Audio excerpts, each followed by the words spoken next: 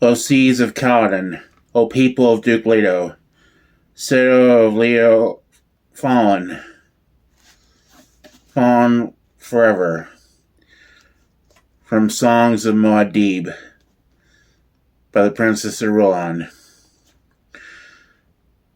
Paul felt that all his past, every experience before this night, had become sand curling in an hourglass. He sat near his mother, hugging his knees within a small fabric and plastic hutment, a stilltent that had come, like the Fremen clothing they now wore, and the pack left in the thopter. There was no doubt in Paul's mind who had put the Fremen kit there, who had directed the course of the thopter carrying them captive. Yue. The traitor doctor had sent them directly into the hands of Duncan Idaho. Paul stared out the transparent end of the stilltent at the moon-shadowed rocks that ringed this place where Idaho had hidden them.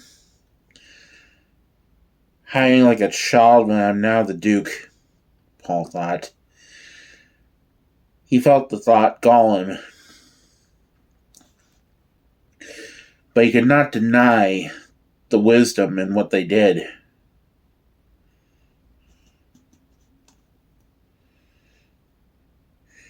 Something had happened to his awareness this night. He saw with sharpened clarity every circumstance and occurrence around him. He felt unable to stop the inflow of data or the cold precision with which each new item was added to his knowledge, and the computation was centered in his awareness. It was mentat power and more. Paul thought back to the moment of impotent rage as the strange thopter dived out of the night onto them, stooping like a giant hawk above the desert with wind screaming through its wings. The thing in Paul's mind that had happened then, the thopter had skidded and slewed across the sand ridge toward the running figures. His mother and himself. Paul remembered how the smell of burned sulfur from abrasion of thopter skids against sand had drifted across them. His mother, he knew, had turned, expected to meet a laser gun in the hands of Harkon mercenaries, and had recognized Duncan Idaho leaning out the thopter's open door, shouting, "Hurry! There's worm signs south of you!" But Paul had known as he turned who piloted the thopter. An accumulation of minuti was in the way it was flown. The dash of the landing, clues so small even his mother hadn't detected them, had told Paul precisely who sat at those controls. Across the still tent from Paul, Jessica said, "There can only be one explanation. The Harkons held Yue's wife. He hated the Harkons. I cannot be wrong about that. You read his note. But why has he saved us from the carnage?" She is only now seeing it, and that poorly, Paul thought. The thought was a shock. He had known this fact as a by-the-way thing while reading the note that had accompanied the ducal signet in the pack. "Do not try to forgive me," Yui had written. I do not want your forgiveness. I already have enough burdens. What I have done was done without malice or hope of another's understanding. It is my own Tahadi, burn, my ultimate test. I give you the Atreides ducal signet as token that I write truly. By the time you read this, Duke Leo will be dead.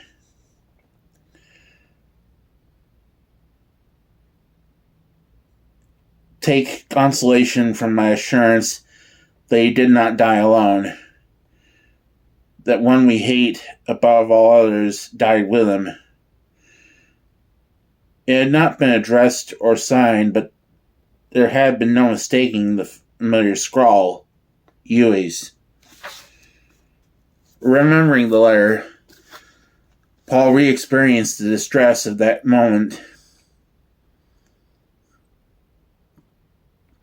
A thing sharp and strange that seemed to happen outside his new mental alertness. He had read that his father was dead, known the truth of the words, but had felt them as no more than another datum to be entered in his mind and used. I loved my father, Paul thought, and knew this for truth. I should mourn him. I should feel something. But he felt nothing except, here's an important fact.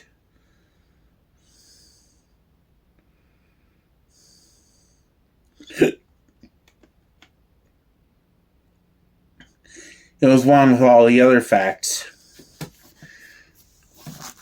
All the while, his mind was adding sense impressions, extrapolating, computing. Hawke's words came back to Paul. Mood's a thing for cattle or making love. You fight when the necessity arises, no matter your mood. Perhaps that's it, Paul thought. I'll mourn my father later, when there's time. But he felt no lull in the cold precision of his being. He sensed that his new awareness was only a beginning, that it was growing. The sense of terrible purpose he'd first experienced in his ordeal with the Reverend Mother, Gaius Helen Mohayim, pervaded him.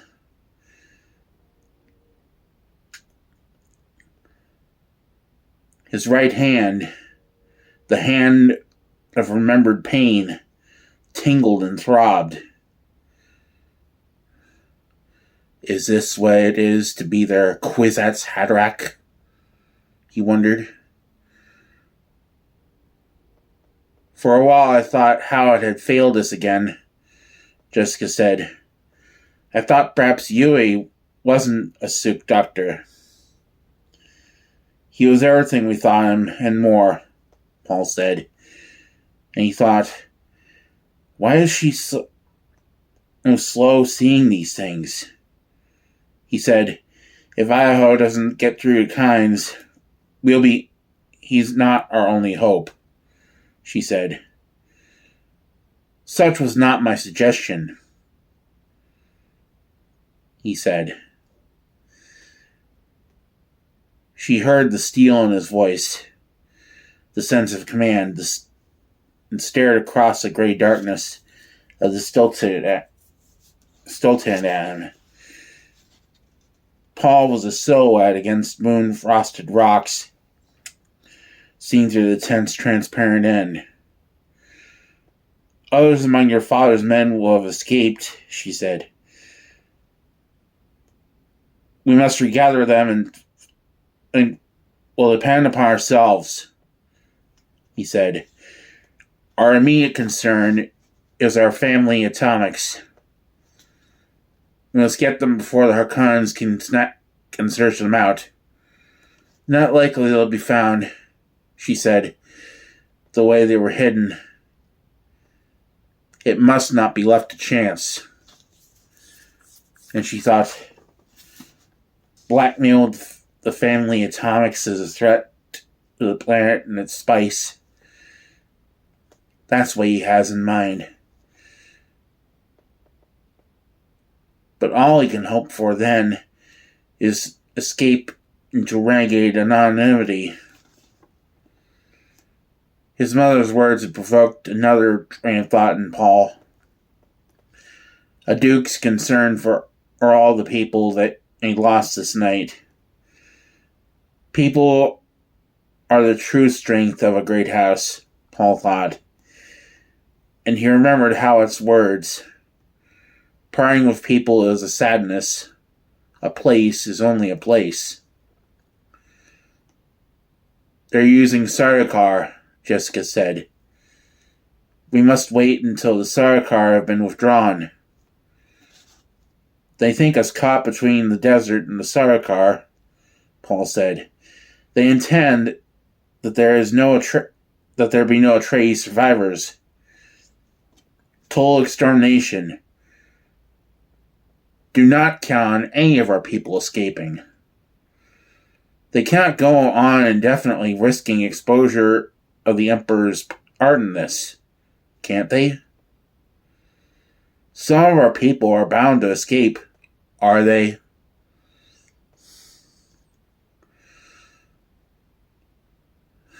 Jessica turned away, frightened of the bare strength in her son's voice. Hearing the precise assessment of chances, she sensed that his mind had leaped ahead of her, that it now saw more in some respects than she did. She had helped train the intelligence which did this, but now she found herself fearful of it. Her thoughts turned, seeking toward the lost sanctuary of her duke, and tears burned her eyes. It is the way it has to be, Leto, she thought. A time of love and a time of grief. She rested her hand on her abdomen, awareness focused on the embryo there. I have the Atreides daughter I was ordered to produce, but the Reverend Mother was wrong. A daughter wouldn't have saved my Leto. This child is only life reaching for the future in the midst of death. I conceived out of instinct and not out of obedience.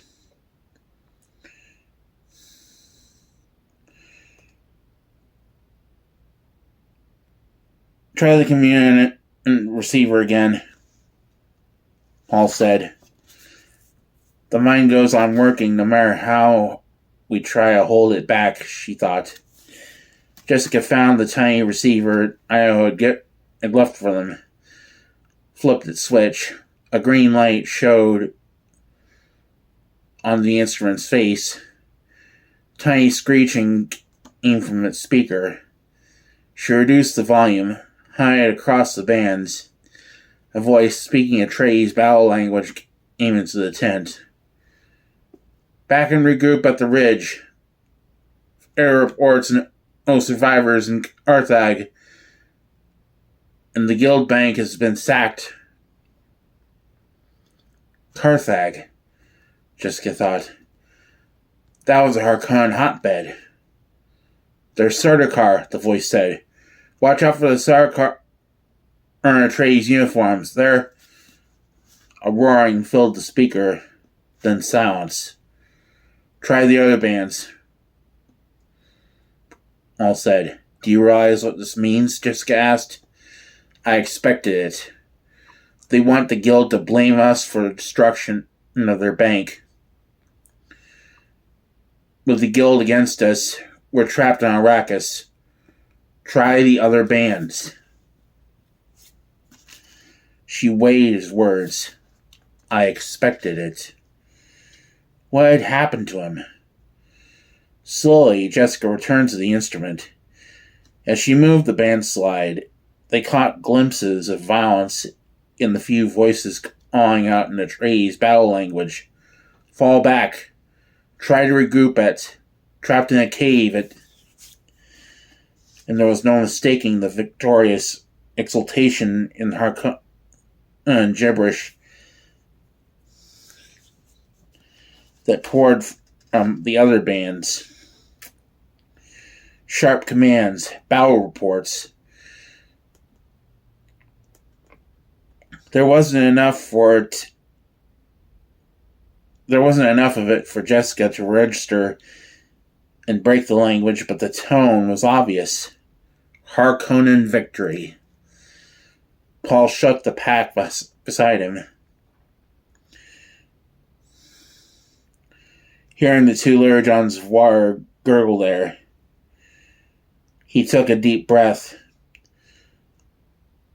looked up through the transparent end of the tent at the rock escarpment outlined against the stars. His left hand felt the sphincter seal of the tent's entrance. It'll be dawn soon, he said. We can wait through the day for Idaho, but not for another night in the desert.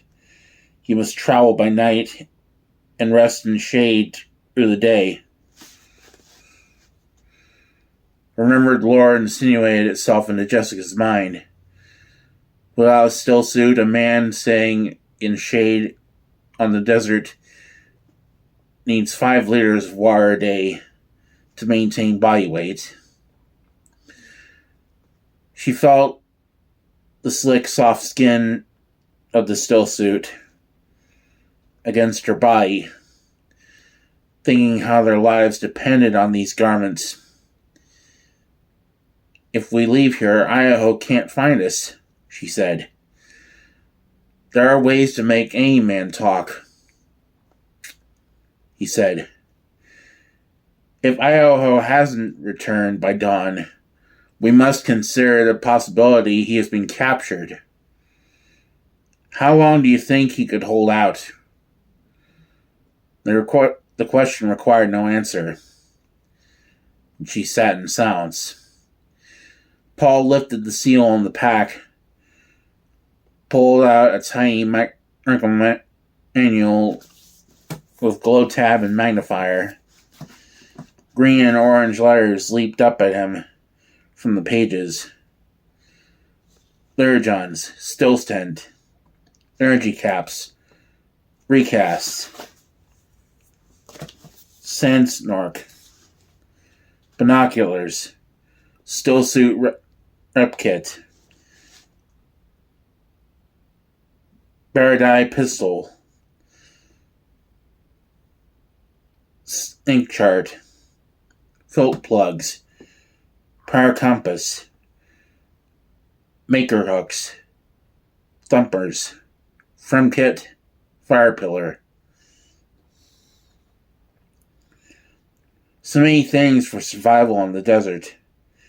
Presently, he put the manual aside on the tent floor. Where can we possibly go? Jessica asked. My father spoke of desert power. Paul said, the Harkonnens can't rule this planet without it.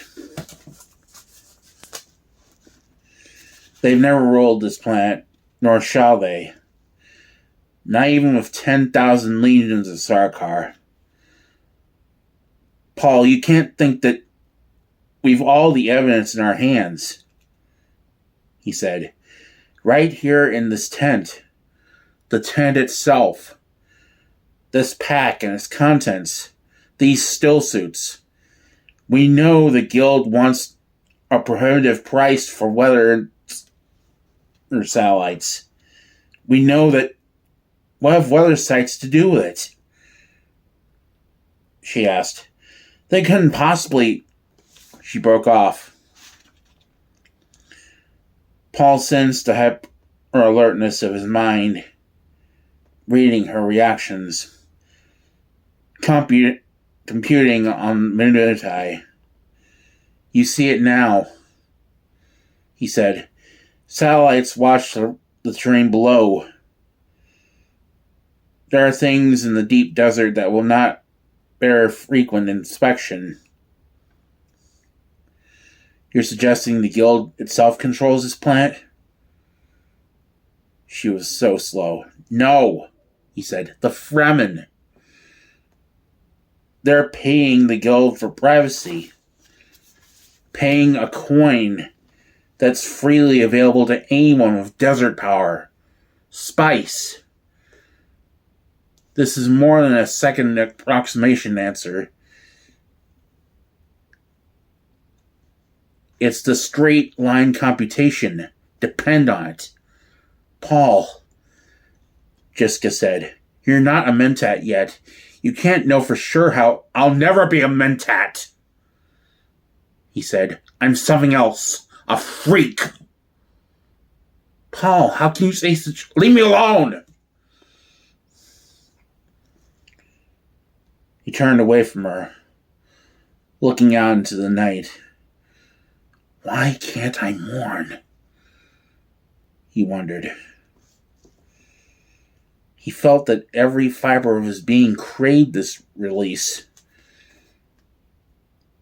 but it had been denied him forever. Jessica had never heard such stress in her son's voice. She wanted to reach out to him, hold him, comfort him, help him, but she sensed there was nothing she could do. She had to solve this problem by herself. He had to solve this problem by himself. The glowing tab of the Frem Kit manual between them on the 10th floor caught her eye. She lifted it, glanced at the flyleaf reading Manual of the Friendly Desert, the place full of life. Here are the ayats in the Urhan of life. Believe, and Allah shall never burn you. It reads like the Azar book, she thought, recalling her studies of the great secrets. Has a manipulator of religions been Arrakis? Paul lifted the air compass from the pack, returned it, said, think of all these special application Fremen machines. They show unrivaled sophistication. Admit, the culture that made these things betrays depths no one suspected. Hesitating, still worried by the harshness in his voice, Jessica returned to the book. Studied an illustrated constellation on the Arakean sky.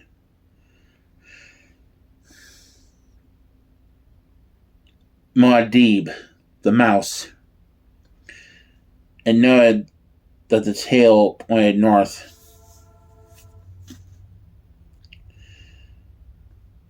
Paul stared into the tense darkness at the dimly discerned movements of his mother revealed by the manual's glow tab. Now is the time to carry out my father's wish, he thought. I must give her his message now while she has time for grief. Grief would inconvenience her, and he found himself shocked by precise logic. Mother, he said. Yes? She heard the change in his voice, felt coldness in her entrails at the sound. Never had she heard such harsh control. "My father is dead," he said. She searched within herself for the coupling of fact and fact, the Bene Geserit way of assessing data, and it came to her. The sensation of terrifying loss. Jessica nodded, unable to speak. "My father charged me once," Paul said, "to give you a message if anything happened to him. He feared you might believe he distrusted you." That useless suspicion, she thought. "He wanted you to know that he never suspected you," Paul said, and explained the deception, adding, "He wanted you to know he always trusted you completely, always loved you, and cherished you. He said he would sooner have mistrusted himself, and he had but one regret, that he never made you his Duchess." She brushed the tears coursing down her cheeks, thought, "What a stupid waste of the body's water." But she knew this thought for what it was. The attempt to retreat from grief into anger. "Leto, my Leto," she thought, "what terrible things we do to those we love." With a violent motion, she extinguished the little manual's glow tab. Sobs shook her. Paul heard his mother's grief and felt the emptiness within himself. "I have no grief," he thought. "Why? Why?" He felt the inability to grieve as a terrible flaw. A time to get and a time to lose, Jessica thought, quoting to herself from the OC Bible. A time to keep and a time to cast away, a time for love and a time for to hate, a time of war and a time of peace. Paul's mind had gone on in its chilling precision. He saw the avenues ahead of them on this hostile planet, without even the safety valve of dreaming. He focused on his prescient awareness, seeing it as a computation of most probable futures, but with something more, an edge of mystery, as though his mind dipped into some timeless stratum and sampled the winds of the future. Abruptly, as though he had found a necessary key, Paul's mind climbed another notch in awareness. He felt himself clinging to this new level, clutching at a precarious hold and peering about. It was as though he existed within a globe with avenues radiating away in all directions.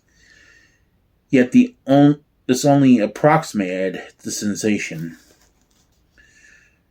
He remembered once seeing a gauze kerchief blowing in the wind, and now he sensed the future as though it twisted across some surface as undulate and impermanent as that of the wind-blown kerchief. He saw people. He felt the heat and cold of unkind probabilities. He knew names and places, experienced emotions without number, reviewed data of innumerable unexplored crannies. There was time to probe and test and taste, but no time to shape. The thing was a spectrum of possibilities, from the most remote past to the most remote future, from the most probable to the most improbable. He saw his own death in countless ways. He saw new planets, new cultures, people. He saw them in such swarms as they could not be listed, yet his mind cataloged them, even the guildsmen. And he thought, the guild. There'd be a way for us. My strangeness accepted as a familiar thing of high value, always with an assured supply of the now necessary spice. But the idea of living out his life in the mind groping ahead and through possible futures that guided hurtling spaceships appalled him. It was a way, though. And in meeting the possible future that contained guildsmen, he recognized his own strangeness. I have another kind of sight, he thought. I see another kind of terrain.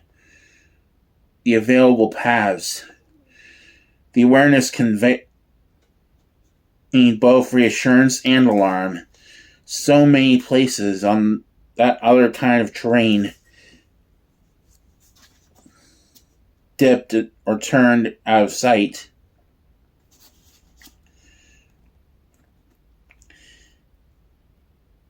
As swiftly as it had come, the sensation slipped away from him, and he realized the entire experience had taken the space of a heartbeat. Yet his own personal awareness had been turned over, illuminated in a terrifying way. He stared around him. Night still covered the stilltent when its rock-enclosed hideaway. His mother's grief could still be heard. His own lack of grief could still be felt. That hollow place somewhere separated from his mind, which went on in its steady pace, dealing with data, evaluating, computing, submitting answers in something like the Mentat way. And now he saw that he had a wealth of data few such minds ever before had encompassed. But this made the empty place within him no easier to bear. He felt that something must shatter. It was as though a clockwork control for a bomb had been set to ticking within him. It went on about its business no matter what he wanted. It recorded minuscule shadings of difference around him. A slight change in moisture, a fractional fall in temperature, the progress of an insect across their stilltent roof, the solemn approach of dawn in the starlighted patch of sky. He could see up the tent's transparent end. The emptiness was unbearable. Knowing how the clockwork had been set in motion made no difference. He could look to his own past and see the start of it, the training, the sharpening of talents, the refined pressures of sophisticated disciplines, even exposure to the OC Bible at a critical moment. And lastly, the heavy intake of spice. And he could look ahead, the most terrifying direction, to see where it all pointed. I'm a monster, he thought. A freak. No, he said. Then, no, no, no! He found that he was pounding the tent floor with his fists. The implacable part of him recorded this as an interesting emotional datum and fed it into computation. Paul! His mother was beside him, holding his hands. Her face a gray blob, staring at him. Paul, what's wrong? You! He said. I'm here, Paul.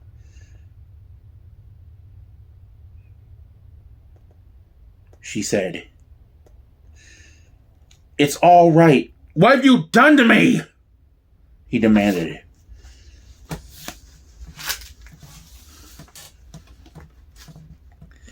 In a burst of clarity, she sensed some of the roots of in the question. Said, I gave birth to you. It was from instinct as much as her own subtle knowledge. The precisely correct answer to calm him. He felt her hands holding him, focused on the dim outline of her face.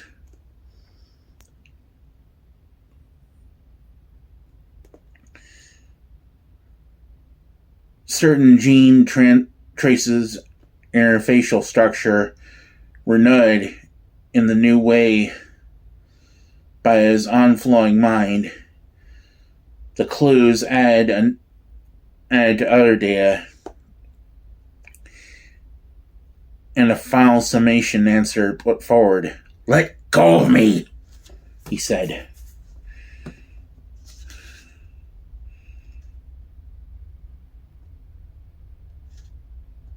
She heard the iron in his voice, obeyed. Do you want to tell me what's wrong, Paul? Did you know what you were doing when you trained me? He asked. There's no more childhood in his voice, she thought.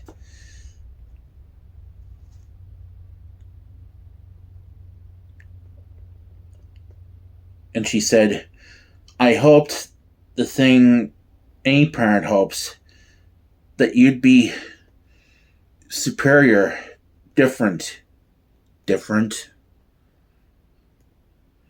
She heard the bitterness in his tone. Said, Paul, you didn't want a son. He said, you wanted a Kwisatz Haderach. You wanted a male Bene Geserit. She recoiled from his bitterness. But Paul, do you ever consult my father in this?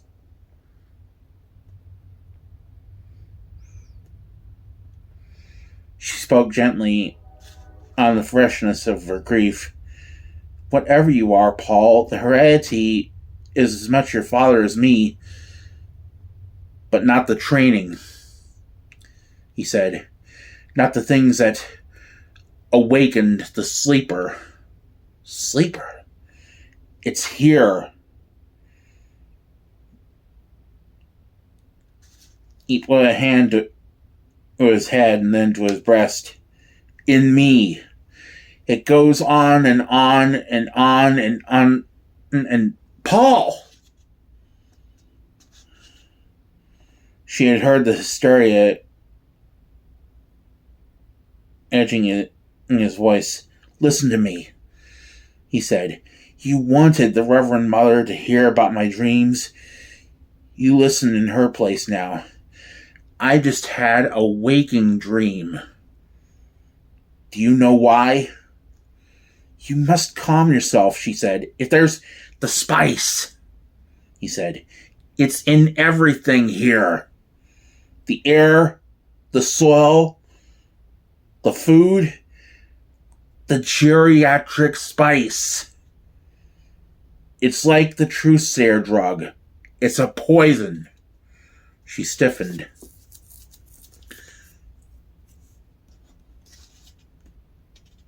His voice lowered, and he repeated, "A poison. So subtle, so insidious, so irreversible. It won't even kill you unless you stop taking it. We can't leave Arrakis unless we take part of Arrakis with us."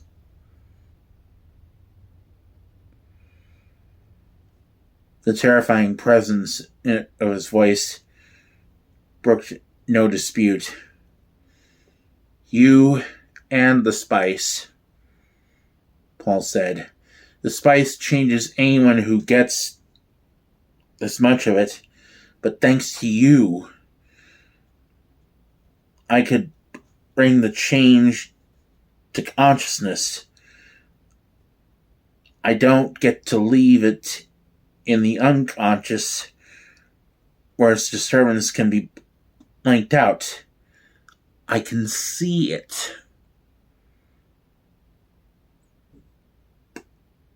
"Oh, I see it," he repeated. She heard madness in his voice, didn't know what to do. But he spoke again, and she heard the iron control return to him. "We're trapped here." "We're trapped here," she agreed. And she accepted the truth of his words.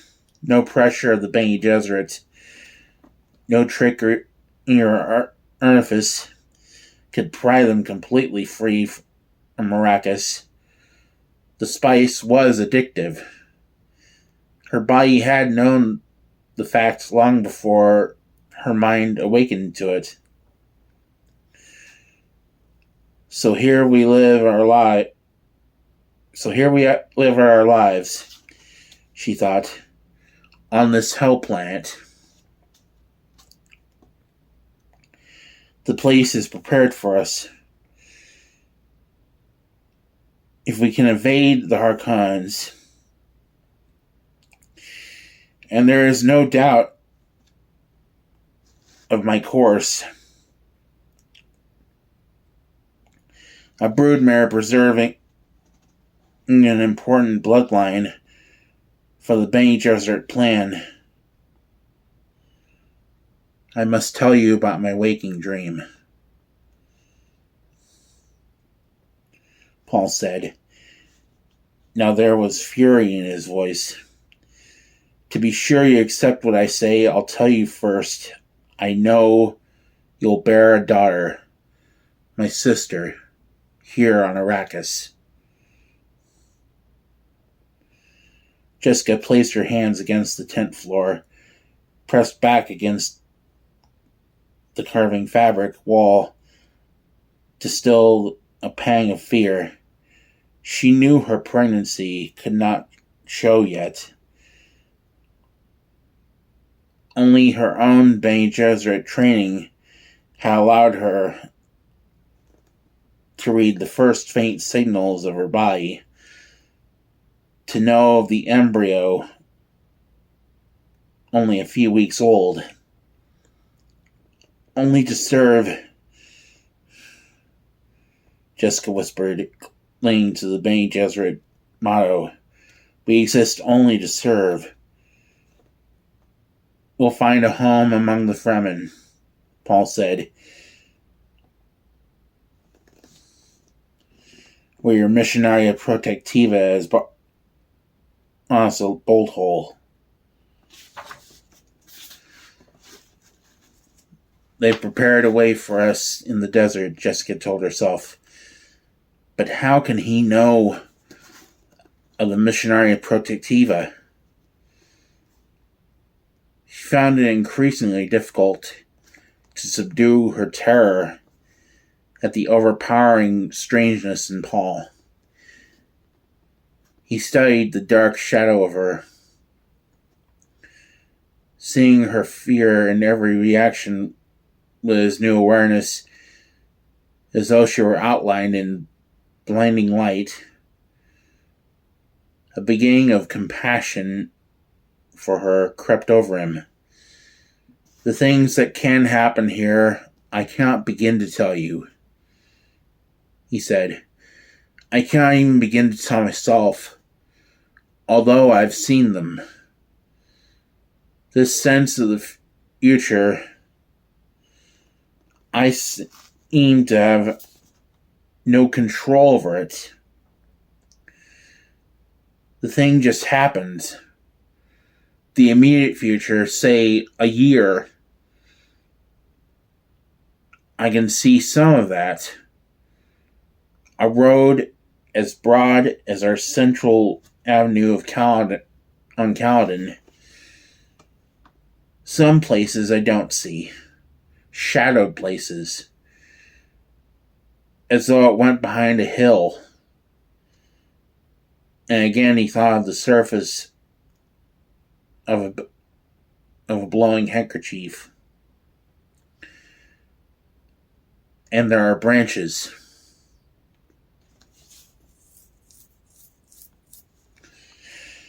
He felt silent as memory of that seeing filled him.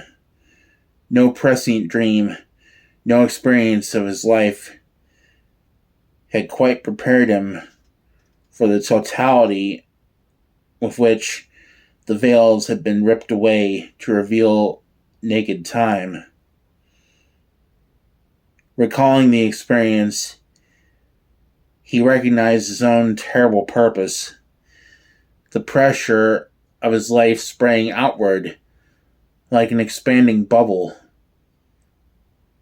time retreating before it. Jessica found the tent's glow tap control, activated it. Dim green light drove back the shadows, easing her fear, choked at Paul's face.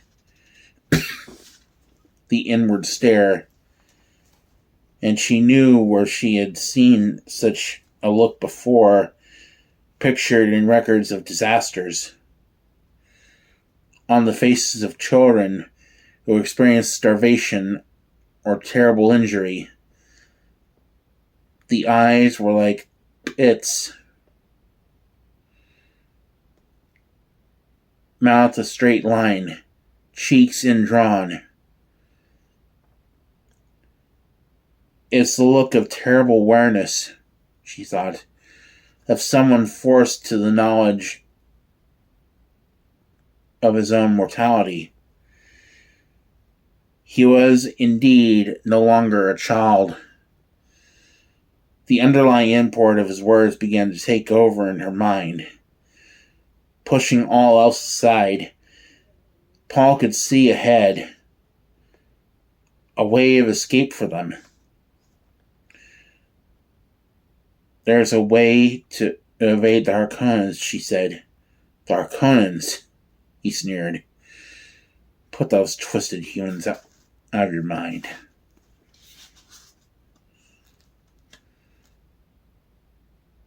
He stared at his mother, studying the lines of her face in the light of the glow tab.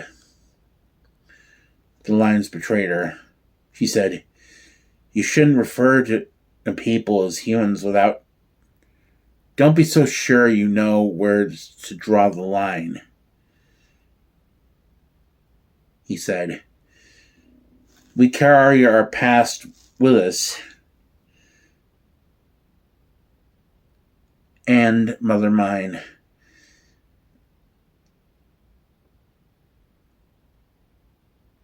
there's a thing you don't know and should. We are Harkonnens. Her mind did a terrifying thing. It blanked out as though it needed a shot of false sensation, but Paul's voice went on at that unplaceable pace, dragging her with it. When next you find a mirror, study your face. Study mine now. The traces are there if you don't blind yourself. Look at my hands. The set of my bones.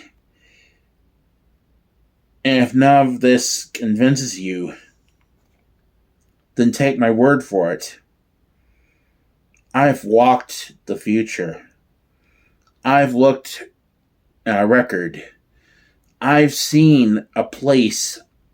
I have all the data. We're Harkonnens. Renegade branch of the family, she said. That's it, isn't it? Some Harkonnen cousin who... You're the Baron's own daughter, he said, and watched the way she pressed her hands to her mouth. The Baron sampled many pleasures in his youth, and once permitted himself to be seduced, but it was for the genetic purposes of the Bene Geserit by one of you. The way he said you struck her like a slap, but it set her mind to working, and she could not deny his words. So many blank ends of meaning in her past reached out now and linked. The daughter of the Bene Gesserit wanted it wasn't to end an old Atreides Harkonnen feud, but to fix some genetic factor in their lines. What? She groped for an answer. As though he saw inside her mind, Paul said, They thought they were reaching for me, but I'm not what they expected. And I've arrived before my time, and they don't know it.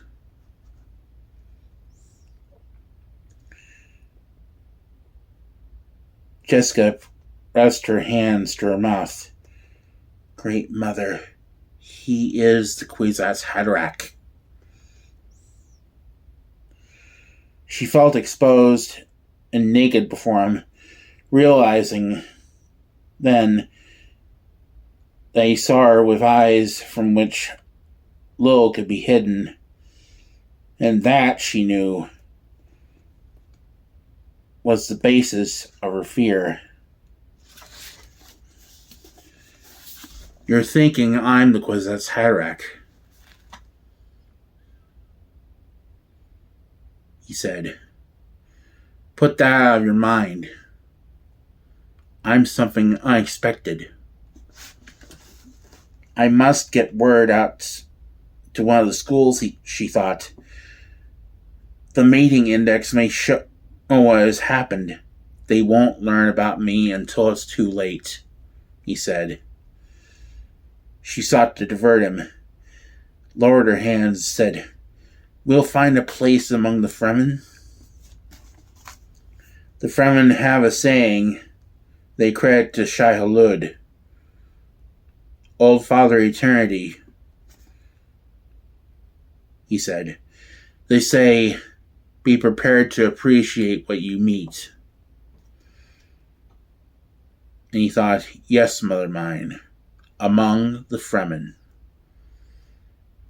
You'll acquire the blue eyes and a callus beside your lovely nose, from the filter tube to your still suit. And you'll bear my sister Saint Alia of the Knife. If you're not the Kwisatz Haderach, Jessica said. What? You couldn't possibly know, he said. You won't believe it until you see it. And he thought, I'm a seed. He suddenly saw how fertile was the ground into which he had fallen. And with this realization, the terrible purpose filled him, creeping through the empty place within, threatening to choke him with grief. He had seen two main branchings along the way ahead. In one, he confronted an evil old baron, said, Hello, grandfather. The thought of that path that lay along it sickened him. The other path held long patches of gray obscurity, except for peaks of violence.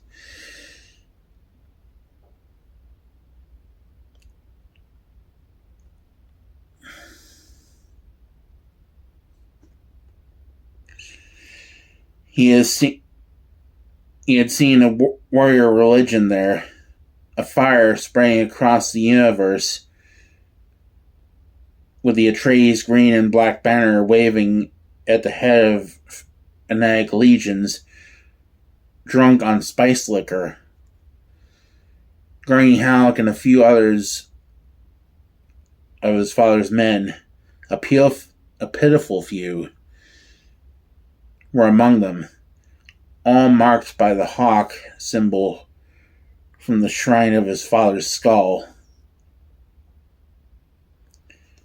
I can't go that way, he muttered. That's what the old witches of your schools really want. I don't understand you, Paul, his mother said.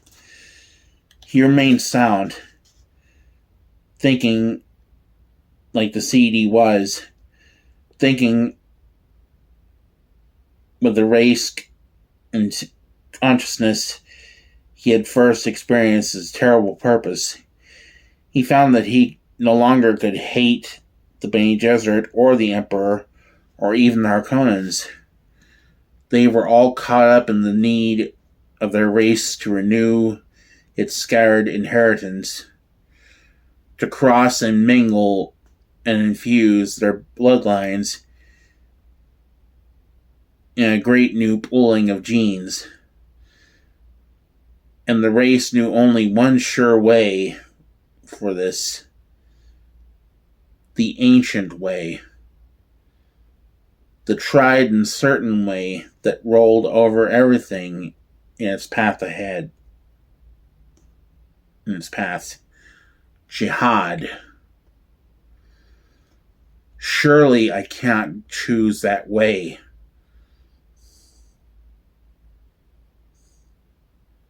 He thought. But he saw again in his mind's eye the shrine of his father's skull and the violence with the green and black banner waving in its midst. Jessica cleared her throat, worried by his silence. Then, the Fremen will give us sanctuary? He looked up, staring across the green-lighted tent at the inbred attrition lines of her face. Yes, he said. That's one of the ways. He nodded. Yes. They'll call me Muad D'ib. The one who points the way. Yes. That's what they'll call me. And he closed his eyes, thinking, Now, my father, I can warn you. And he felt the tears coursing down his cheeks.